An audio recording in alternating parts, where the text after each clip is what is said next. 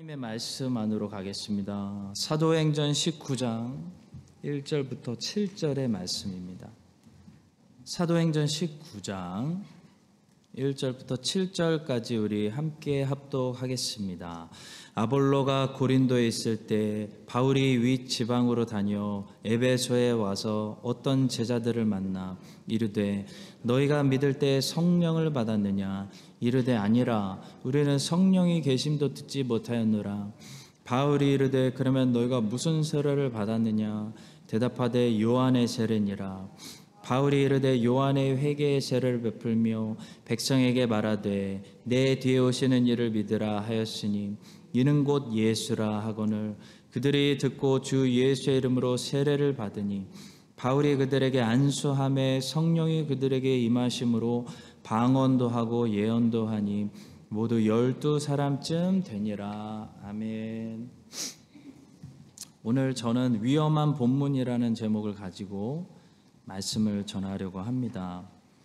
오늘 우리가 읽은 본문은 오순절 계통에 있는 기독교와 우리 개혁주의 장로교 쪽에 있는 기독교가 상당히 다르게 해석하는 본문이기 때문에 참 어려운 본문이지만 그만큼 중요한 본문이고 적당히 피해가서는 안 되는 본문이고 어려울수록 더 정확히 해석해야 되는 그런 중요한 본문이라고 할 수 있습니다.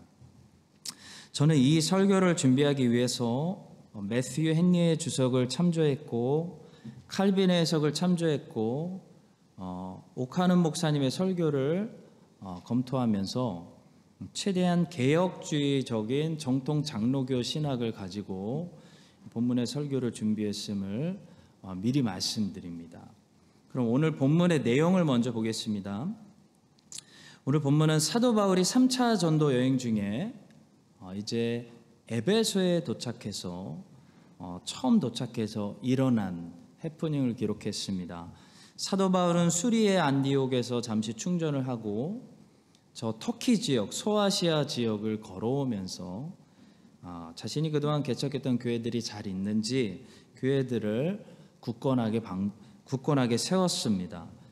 그 사이에 아볼로라는 청년이 에베소에 왔다가 바울이 에베소에 남겨두었던 브리스길라 아굴라를 만났고 아볼로는 훌륭한 설교자로 양육되었던 것을 지난주에 우리가 살펴봤습니다.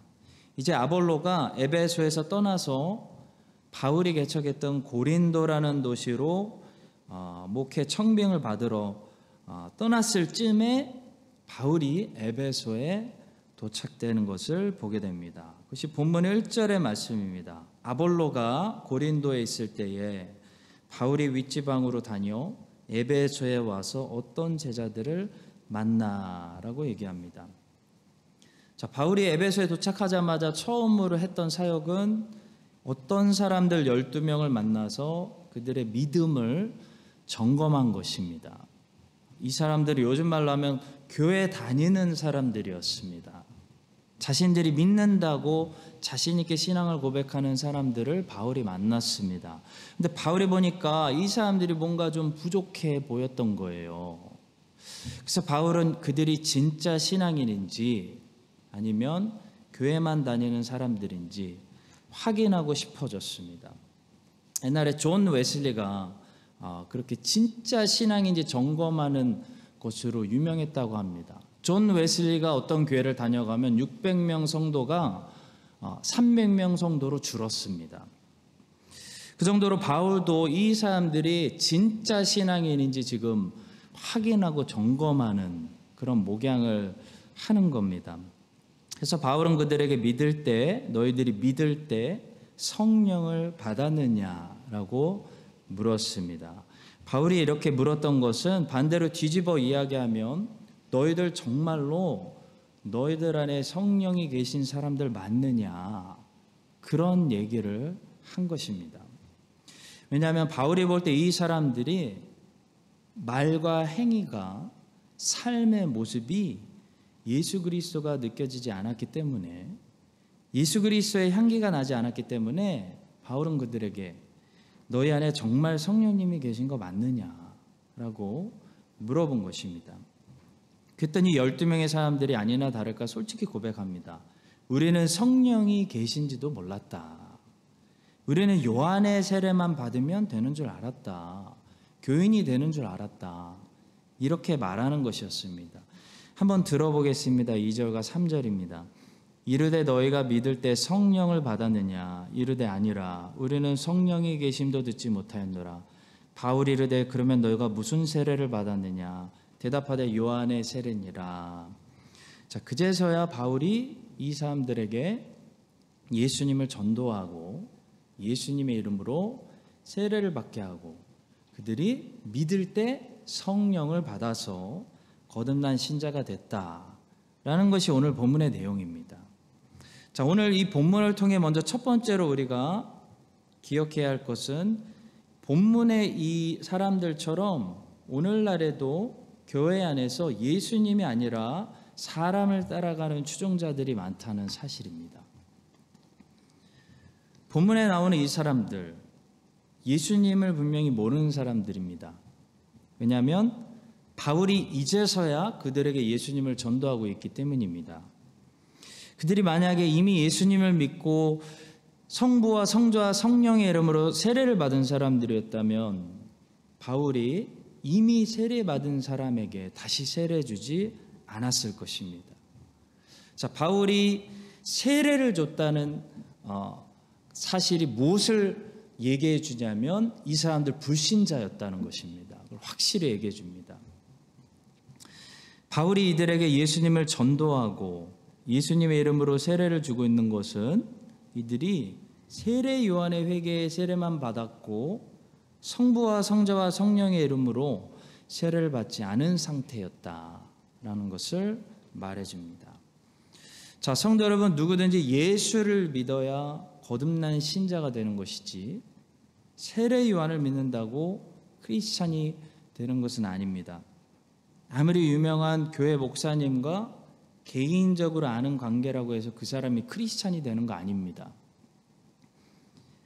그 사람이 진정으로 예수님을 만나고 거듭나야 크리스찬이라고 할 수 있죠. 본문에 나오는 이 사람들, 요한의 회개 세례만 받았고 세례 요한만 알고 있었지 예수님도 모르고 성령도 모르고 있습니다. 그들은 세례 요한의 회개 세례를 받으면 그것이 자기들을 구원하고 그것이 교회에 등록시키고 하나님의 백성이 되게 하는 줄 알고 있었습니다. 천만의 말씀이죠. 그들은 요한이 베풀었던 회개 세례의 의미를 오해했습니다. 요한이 베풀었던 회개 세례가 사실 예수 그리스도가 베풀어 주시는 이 성령 세례를 받게 하기 위한 어떤 준비시키는 준비였다는 사실을 모르고 있었습니다. 요한이 직접 말했죠. 나는 너희에게 물로 세례를 베풀었거니와 그는 너희에게 성령으로 세례를 베푸시리라. 그러니까 요한의 세례는 예수님이 베푸실 성령 세례를 받게 준비시키는, 사람들을 회개시키는 그런 준비였다는 거죠. 그리고 그 사실을 바울이 이들에게 설명해 줍니다. 요한의 세례가 어떤 의미를 가졌는지 이 사람들이 모르고 있으니까 설명해 주는 거죠. 바울이 이르되 요한이 회개의 세례를 베풀며 백성에게 말하되 내 뒤에 오시는 이를 믿으라 하였으니 이는 곧 예수라 하거늘 그들이 듣고 주 예수의 이름으로 세례를 받으니 라고 말합니다. 자, 복음서에 보시면 세례 요한의 제자들 중에서 요한의 이름으로 세례를 받는 것보다 예수님의 이름으로 세례를 받는 사람들이 점점 더 많아지고 있다는 소리가 들리니까 그 사실을 시기하고 불편해하고 세례 요한에게 와서 불만을 쏟아내는 그런 요한의 제자들이 있었다고 성경은 기록하고 있습니다. 그들이 요한에게 가서 이르되 랍비여 선생님과 함께 요단강 저편에 있던 이 곧 선생님이 증언하시던 이가 세례를 베풀매 사람이 다 그에게로 가더이다. 아마도 이렇게 요한을 추종하는 요한의 추종자들이 이미 예수님의 복음이 온 세상에 퍼져나가고 있을 때도 많은 사람들에게 세례 요한이 주었던 그 요한의 회개 세례를 주고 있었기 때문에 요한의 추종자들을 그룹을 만들고 있었기 때문에 본문에 등장하는 사람들 12명의 사람들처럼 요한의 세례를 받은 사람들이 당시 많이 존재했던 것 같습니다. 예수님이 여기 계신데도 예수님을 따르지 않고 사람을 따르고 사람의 추종자가 된다는 것은 하나님의 뜻에 불순종하는 큰 죄를 짓는 거죠. 아무리 훌륭한 사람이라도 아무리 존경스러운 사람이라도 사람은 사람입니다. 사람은 우리가 따라가야 할 존재가 아닙니다. 신약 성경을 보니까 그 옛날에도 예수님을 따르지 않고 사람을 따르는 사람들, 사람 추종자들이 교회 안에 많이 있었습니다. 고린도 교회에서 그 사실을 확인할 수 있죠. 고린도 교회 안에는 예수님을 믿고 예수님을 따르는 사람들만 있지 않았습니다. 고린도 교회 안에 보니까 베드로를 따르는 베드로 추종자들, 바울에게 세례받은 것을 자랑하는 바울 추종자들, 아볼로의 설교를 좋아하는 아볼로 추종자들이 있었습니다. 이 사람 추종자들이 고린도 교회를 어지럽히고 나누고 갈라지게 하는 장본인들이었다는 거죠. 예수를 따르는 예수의 제자들이 고린도 교회를 어렵게 한 것이 아니었습니다. 예수의 제자들은 교회를 어렵게 만들지 않습니다. 항상 교회 안에서 사람 중심으로 사람을 따라가는 사람들이 교회를 어렵게 만드는 거죠. 자, 여러분, 이것이 고린도 교회에만 해당되는 문제일까요? 요한의 제자들 같은 사람들이 오늘날은 다 사라졌을까요? 그렇지 않습니다. 오늘날 교회들도 똑같습니다. 오늘날 교회들 보세요. 우리 대형 교회를 세운 담임 목사님, 우리 원로 목사님, 빌리 그레함 목사님, 조용기 목사님, 이런 사람 추종자들이 항상 주님의 교회를 어렵게 만들죠. 진짜 신실한 순복음교회 성도들은 조용기 목사님이 따라갔던 예수님을 따라가지, 조용기 목사님 추종하는 사람들은 순복음교회를 어렵게 만드는 사람들입니다. 자꾸 빌리 그레함 그러는데요. 빌리 그레함 목사님을 추종하고 따라가자고 하는 사람들에게 휘말리면 안 됩니다, 여러분. 예수 그리스도를 따라가면 되는 거예요. 베드로와 요한은 자주 말했습니다. 왜 우리를 주목하느냐? 바울은 말합니다. 바울이 너희를 위해 십자가에 못 박혔느냐? 성도 여러분, 하나님의 교회 안에서 사람을 따르고 사람을 추종하고 사람 중심으로 모이는 일이 일어나지 않도록 우리 모두가 언제나 항상 예수 그리스도 중심으로 모이고 예수 그리스도만 따라가고 예수 그리스도만 이야기하고 예수 그리스도만 높이는 그런 크라이스트처치 한인장로교회 될 수 있기를 우리 교회 머리가 되시는 예수 그리스도의 이름으로 간절히 축복합니다.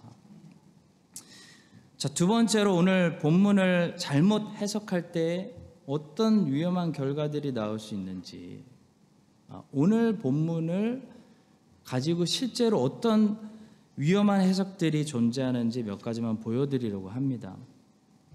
첫째는 자신만 어느 경지에 도달했다고 스스로 차별화시키는 해석입니다. 자, 예를 들어 어떤 사람들은 본문에 나오는 12명의 사람들을 어떻게 보냐면 이미 예수님을 믿고 그 안에 성령이 거하시는 거듭난 신자들로 봅니다.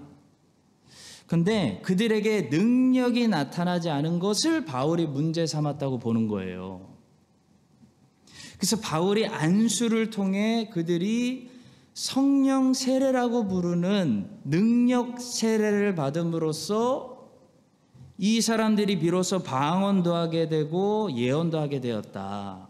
이런 식으로 본문을 해석하는 이제 사람들이 많습니다.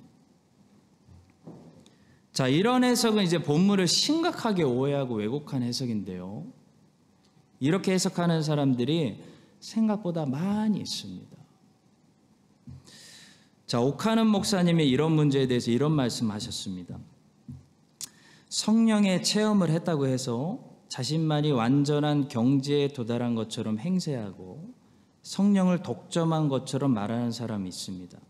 이러한 사람은 자신만 천국을 누리고 천국의 기쁨을 맛보는 것처럼 행세합니다. 이런 사람을 보면 의심해야 됩니다. 자, 이런 사람들은 주로 성령 세례를 능력 세례로 생각하고 2차 세례로 해석합니다. 다시 말해 예수님을 영접해서 믿을 때, 중생할 때 성령께서 성령 세례를 통해 처음으로 오셔서 내주하기 시작하지만 거기까지는 같은데요. 그것으로는 부족하다. 뭔가 충분하지 않기 때문에 2차적인 능력 세례를 다시 한번 받아야 그때부터 방언도 할 수 있고 예언도 할 수 있다라고 자꾸 말하는 거예요. 자, 과거에 영지주의자들이 가졌던 사상과 아주 비슷한 이단적인 사상입니다. 영지주의자들은 일반 성도들이라는 말을 자주 사용했어요. 일반 평범한 성도들이 깨닫지 못한 뭔가 신비한 깊은 지식을 자신들만 깨달았다 라고 생각했습니다. 그래서 뭔가 경지에 이른 사람처럼 스스로 행동했습니다. 그리고 자신들만 깨달은 이 깊은 영적인 지식을 저들 일반 성도들도 깨달을 때까지 저 일반 성도들은 부족한 상태, 결핍된 상태에 있는 그리스도인들이다 라고 말했어요. 자, 이런 관점은 두 가지 문제를 가지고 있습니다. 하나는 자신들을 스스로 교만한 사람들을 만든다는 거예요. 또 하나는 주님이 의롭다고 인정하신 사람들을, 주님이 받으신 사람들을 뭔가 결핍된 상태로 본다는 겁니다. 자, 이런 잘못된 생각이 하나님의 교회에 들어오지 못하도록 여러분과 제가 모두 힘써 교회를 지켜야 됩니다. 누구든지 예수님을 영접하는 순간 예수님께서 성령 세례를 주셔서 성령 세례를 통해 그 사람 안에 성령님이 들어오셔서 내주하시기 시작하시고 이 성령님은 절대로 떠나지 않으십니다. 우리가 성령 충만할 때가 있고 성령을 근심하게 해드릴 때는 있지만 성령이 떠나신다든지 아니면 2차적인 성령 세례를 추가적으로 받아야 그때부터 비로소 온전한 크리스찬이 된다든지 한다는 것은 잘못된 생각이에요. 본문의 바울은 성령을 독점한 사람도 아니었고 본문에서 바울이 성령을 어떤 능력처럼 가지고 다니면서 사람들에게 안수하고 나눠준 게 아닙니다. 만약 그랬다면 바울은 항상 안수하고 다녀야죠. 항상 그 능력을 나눠줘야죠. 근데 바울은 다른 곳에서는 그렇게 하지 않습니다. 성령을 마치 능력처럼 자기가 독점하고 있다고 생각해서 아무한테나 하나님의 뜻이 아니라 내 뜻대로 안수하고 다니면서 능력을 나눠준다고 하는 사람들은 굉장히 교만한 사람들이에요. 마귀의 영이 사람들을 혼란시키기 위해서 역사할 가능성이 높습니다.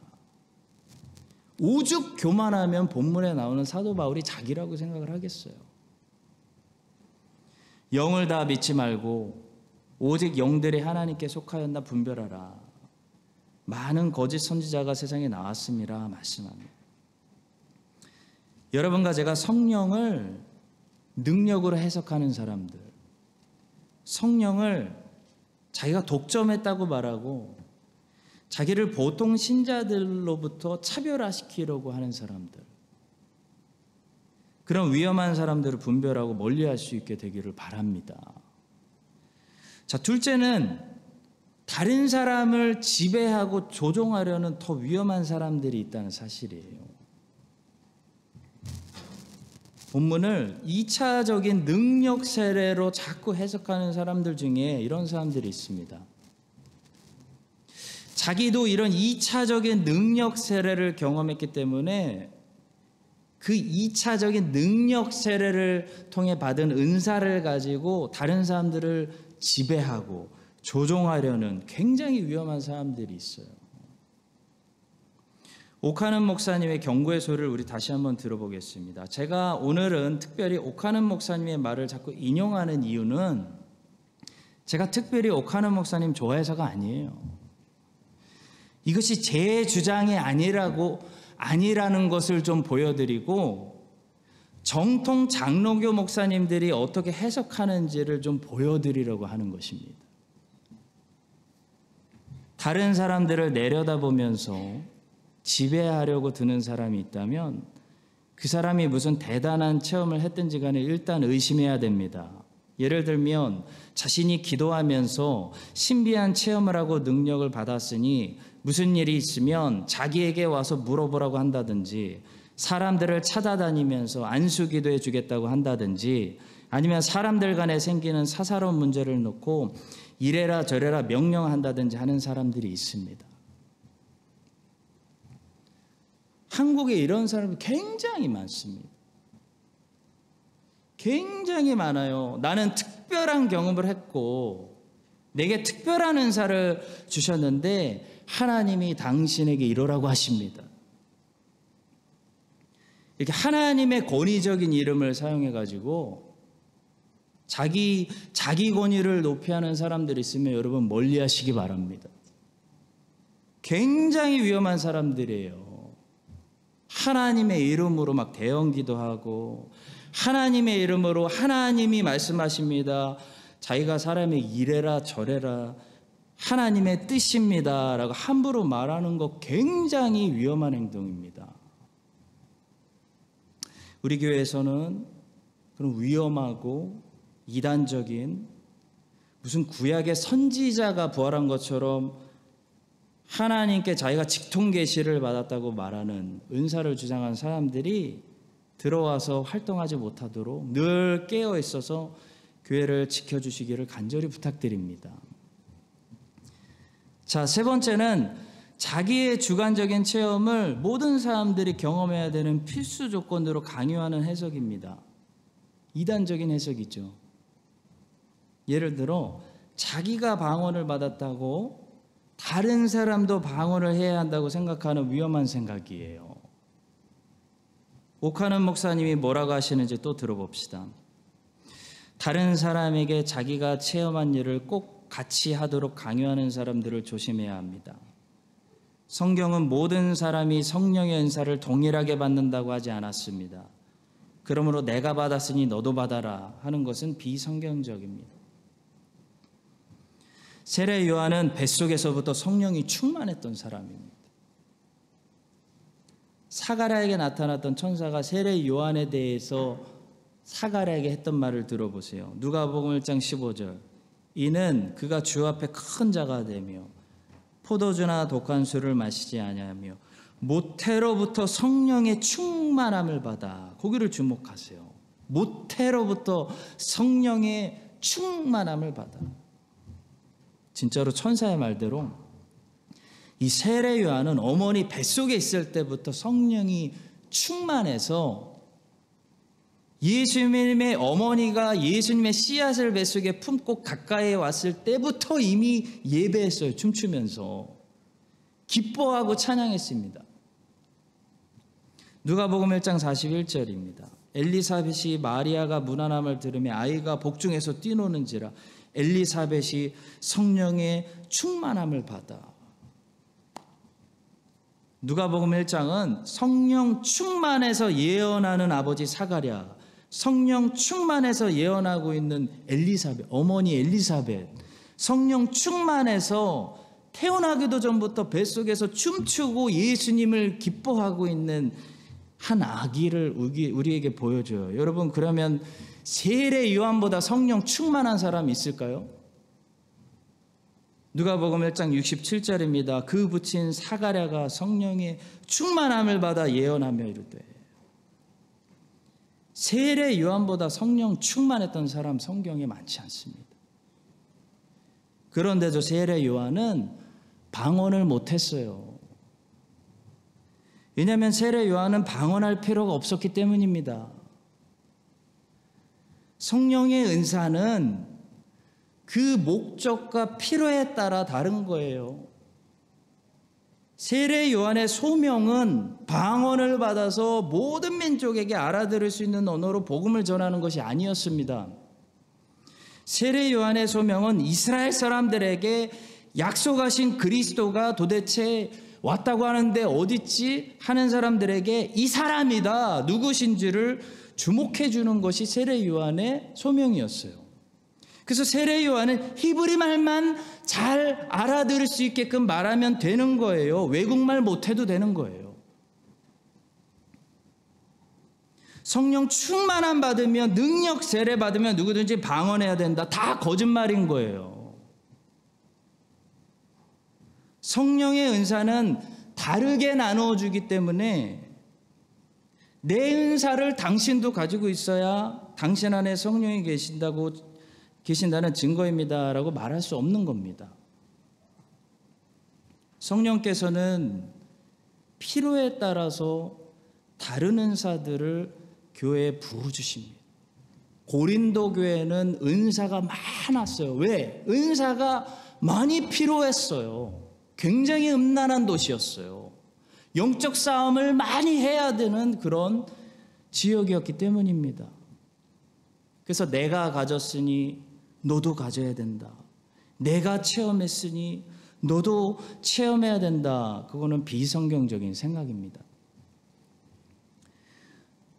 성령 충만했던 세례 요한은 그 무엇보다도 우리에게 예수님만 기억에 남게 하는 사람이었습니다. 왜냐하면 성령이 하시는 일이 그 일이기 때문입니다. 가장 성령 충만할수록 그 사람은 자기를 드러내지 않고 심지어 성령을 드러내지도 않고 예수님을 드러내는 거예요.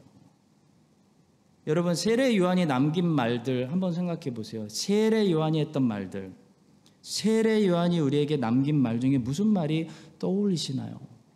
어떤 말이 떠오르시나요? 세례 요한 하면 여러분들 머릿속에 떠오르는 이미지는 무엇입니까? 그 사람이 무엇을 위해서 살았던 사람으로 기억하십니까? 세례 요한의 관심이 항상 어디 있었습니까? 세례 요한은 항상 예수님을 높이는 사람이었어요. 그거밖에 기억 안 나요.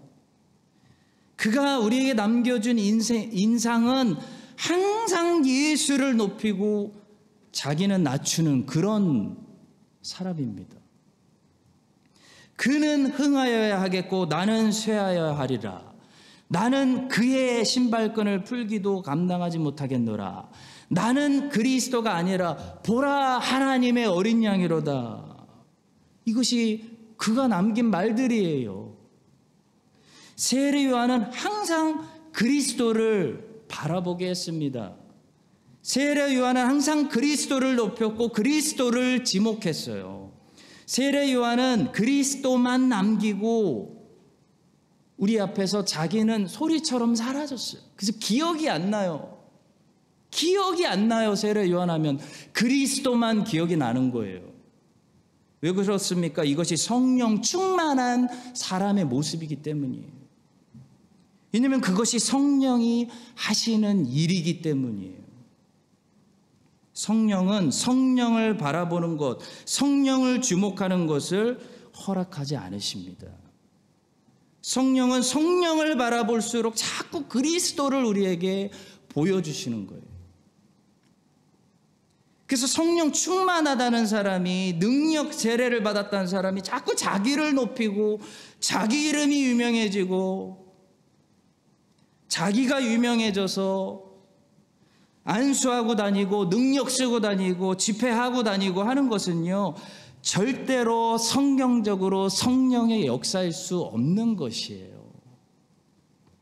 성령이 역사하시는 곳에는 예수가 남는 겁니다. 이 사실을 기억하시고 세례 요한의 모습을 기억하시면 도움이 되겠습니다. 성령 충만했던 사도들이 누구를 전했는지 기억하시면 되겠습니다. 우리가 공부하고 있는 사도행전의 주제가 무엇인지 기억하시면 혼란이 없겠습니다. 혹시 기억하시나요? 사도행전 1장에서 사도행전 우리가 시작할 때 오순절이 오기 전에 예수님께서 자기는 가시고 성령님을 부어주시기 전에 하셨던 말씀 기억하시나요? 이 말씀을 잊어버리면 안 됩니다. 사도행전 전체를 꿰뚫는 말씀이에요. 오직 성령이 너희에게 임하시면 너희가 권능을 받고 예루살렘과 온 유대와 사마리아 땅끝까지 이르러 내 증인이 되리라. 성령이 임하신 목적이 어디 있다고 하셨습니까? 예수님의 증인이 되는, 증인이 될 수 있는 파워가 나오는, 그 파워를 주시는, 거기에 있는 거죠. 성령님이 오시면 성령님을 증언하는 것이 아니고 사도들을 드러내는 것도 아니고 내 증인이 되리라. 예수 그리스도의 증인이 되게 하시는 것입니다. 그것이 사도행전의 이야기입니다. 그래서 사도행전 맨 끝절 한번 읽어보겠습니다. 제가 읽을게요. 하나님의 나라를 전파하며 주 예수 그리스도에 관한 모든 것을 담대하게 거침없이 가르치더라. 사도가 다른 거 가르쳤습니까? 자기를 높였습니까? 능력 세례 베풀었습니까? 아니에요. 예수 그리스도에 관한 모든 것을 거침없이 가르쳤다. 그게 사도행전의 이야기입니다. 사랑하는 성도 여러분, 오카는 목사님은 마지막으로 두 가지를 당부하셨어요. 하나는 진짜와 거짓을 구별하기 위해서 신앙과 생활이 일치하는지를 봐라. 곧 우리 주님께서 열매로 그들을 판단하라 말씀하신 것과 같은 거죠. 또 하나는 그 은사가 진짜 성령의 은사인지 마귀의 은사인지 구별하려면 결과를 봐라 라고 하셨어요. 어떤 사람이 은사를 받았다고 하면서 다른 형제에게 봉사를 했는데 결과가 나쁜 경우입니다. 예를 들어 병자를 위해 기도해 주었는데 그만 병자에게 악령이 들어가 더 나빠졌다든지 정신적으로 이상해져 버렸다든지 하는 일이 일어나면 일단 그 사람은 의심해야 됩니다. 일단 그 사람을 의심해야 됩니다. 오카는 목사님이, 장로교 목사님이 계속 경고를 하는 거예요. 워낙 이상한 사람들이 많으니까. 어떤 교단이 저게 맞는 건지 틀린 건지, 진짜 저 교단이 맞는 건지 제일 쉽게 분별할 수 있는 방법이 있습니다. 성도 여러분, 우리 주님이 말씀하신 대로 열매를 보면 돼요. 아주 간단해요. 열매 보면 돼요. 열매. 옥 목사님 말씀대로 결과 보면 알 수 있어요. 좋은 나무에서는 좋은 열매가 나옵니다. 자꾸 썩은 열매가 나온다. 자꾸 막 정치가 나오고 돈이 나오고 부도덕이 나오고, 그거 우연 아니에요. 그 실수 아닙니다. 그거 나무가 썩어서 그래요. 어떤 단체가 이게 괜찮은 단체인지 분별이 안 되잖아요. 열매를 보세요. 그 단체에서 만들어내는 결과를 보세요. 예수의 향기 나는 사람들을 만들어냅니까? 아주 간단합니다. 거기 다녀오는 애들이 정말 삶이 변해서 예수의 제자들로 살아가요? 그거 보면 알 수 있어요. 제일 정확한 방법이에요. 우리 주님의 말씀이에요. 열매로 판단해라. 집회 많이 하잖아요. 집회. 어떤 집회?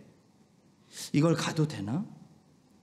어떤 목사님의 설교, 유튜브에 깔린 게 설교잖아요. 이거 들어도 되나? 혹시 그 자리에서 신학적으로 구별할 수 있는 능력이 안 되시면 거기서 만들어내는 열매를 보시면 되는 거예요. 결과를 보면 알 수 있습니다. 결과 가지고는 아무도 핑계 못 댑니다. 결과가 엉망이에요. 엉망. 다 썩은 열매만 나오고 있어요. 그 집회에서, 그 단체에서, 그 교단에서, 그 목사님의 삶에서 썩은 열매만 나오고 있어요. 나는 열심히 했습니다. 그런데도 나는 열심히 했어요. 나는 진짜 선지자입니다. 우리 교단은 성경적입니다. 말하면 뭐하냐고요. 말하면 결과가 엉망인데, 결과가 엉망이면 끝인 거예요. 그동안 잘못한 거예요. 이 사실을 기억하고 우리 주님께서 가르쳐 주신 것처럼 열매로, 결과로 분별하시는 여러분들 다 되셔서 혼돈이, 이 혼돈으로 주님이 말씀하신 생명의 길을 자꾸 벗어나서 좌로우로 치우치게 하는 이 마귀가 혼돈을 주는 이 세상 속에서 혼돈이 없으시기를 주님의 이름으로 간절히 축복합니다.